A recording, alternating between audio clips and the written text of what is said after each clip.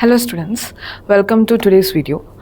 IIM Bangalore has released its applications for two of its UG programs in economics and data science. To know more about this, go to Google Chrome and go to the website of IIM Bangalore. Here you can see the website. Go to UG programs. In this you will be directed to UG admissions of 2027.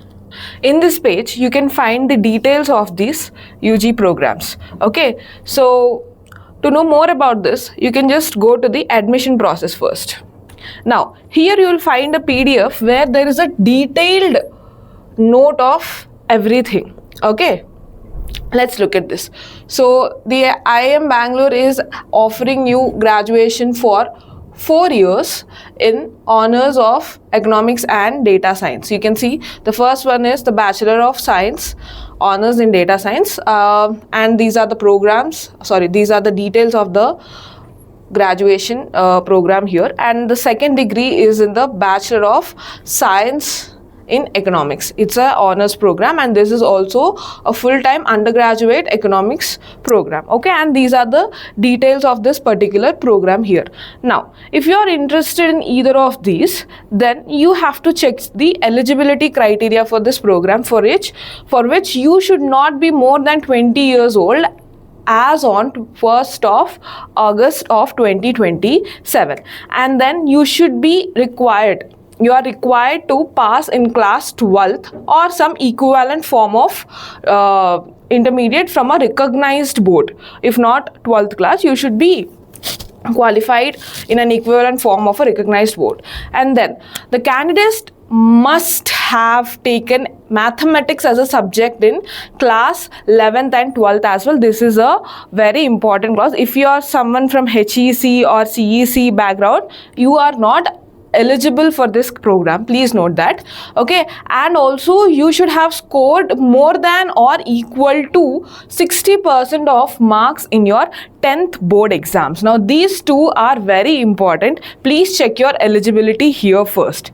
Then you might proceed to the next details. Now, so what happens is basically you have two levels to clear before you enter IIM Bangalore. The first one would be a test, and that would be in the computer based format. That is nothing but your online test. This would be of 135 minutes, that is something like 2 hours 15 minutes, and the syllabus for this is NCERT. Mathematics syllabus is from NCERT to grade 12. NCERT is all up to grade 12, and you'll have 3 sections in this exam: quant, logical reasoning and verbal ability. 13, you'll have total 60 questions and you'll be given 135 minutes for this exam. Okay, so when you are proceeding to fill the applications, the required documents would be your class 10th and 12th certificates, and then statement of purpose. Statement of purpose is nothing but it's a formal essay where you're explaining your background, your career options, and why you're choosing one particular IIM. In this case it's particular IIM Bangalore, right? So why this IIM and what's your background, that is what you explain in the statement of purpose. Okay, and if you want to claim any kind of reservation, if you belong to any kind of these categories, SC, ST or OBC, EWS, okay, these certificates are also required. And if you belong to the category of physically disabled, then even that UD ID card is also required. Okay, you need to upload these documents when you are filling the application for this particular program. So in the stage 1, you will be asked to take a test. You will have 3 sections as explained above. Okay, and for that the cutoffs are provided here. See, look at this. The cutoffs are provided here, and the cutoffs vary for general, OBC, EWS, SC, ST and PWD. Okay, sectional wise cutoffs right now they are not available, but the aggregate is available. You can check the scores here. Once you go to this document, you can check the scores here, and they are explaining that for candidates to be shortlisted in the pre-PI. PI is nothing but personal interview, right? When you are giving this test, the weight of different components is something like this. Okay, as per the test, 70% is considered as per the test, 15% is considered as per your overall 10th marks. Okay, overall out of your 100% or 10 GPA, 9.59 that GPA or 98% that you have scored. Okay, 15% is considered from your 10th overall marks, and 10% is considered for your 10th mathematics. Okay, 10th mathematics marks. Okay, 10%, and gender diversity is considered 5%. So 70, 85, 95 and 100%. So out of this 100%, the weightage is distributed like this for your pre-PI. That is, after you give your exam, in order to call you for the interview, they will weigh these different factors in these proportions, 17, 15, 10 and 5, and then they will call you for interview if you clear these cutoffs and if you are eligible as per these weightages. Okay, then after clearing these cutoffs, okay, after you get to the interview, so based on your interview, the points are again divided in different categories. 70 points are given for your online test, this one, okay, and the gender diversity component is not applicable after you give your personal interview. That is, they don't take the gender diversity component once they are filtering you from the interview round. Okay, there is no gender diversity concept. Based on your online test and based on your pre-PI score, okay, you will be selected into the next level of their admission process.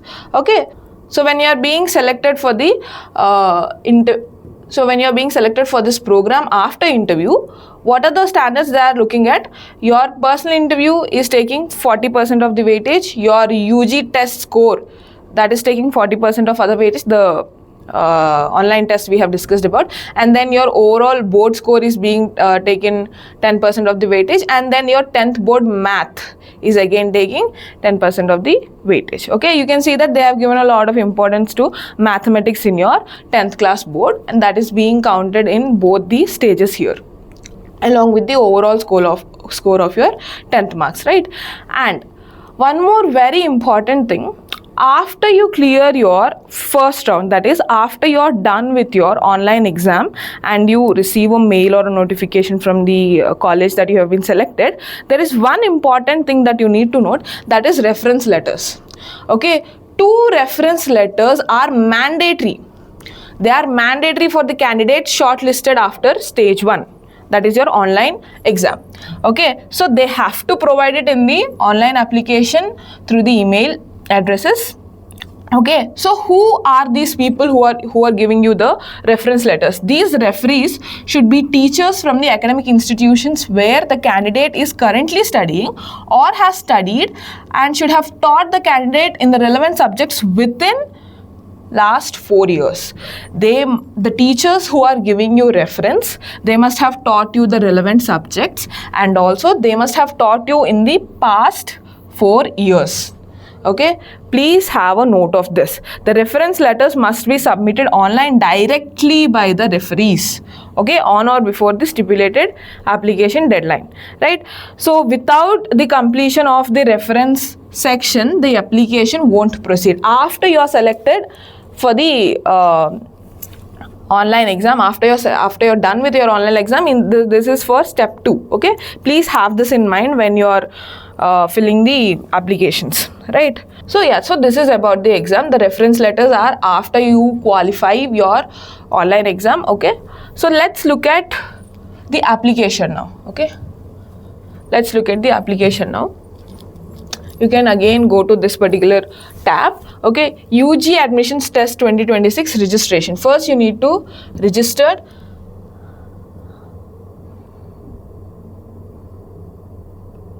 Yeah, so please agree these, only then you can proceed with your registration. Okay, so just fill all the details that they are asking, and please note that the details you are filling here, they should be as per your 10th mark list. Okay, as per your 10th mark list, you should fill your name, middle name, last name and the full name, and also the date of birth should also align with your 10th mark list. Same applies to your gender, email ID.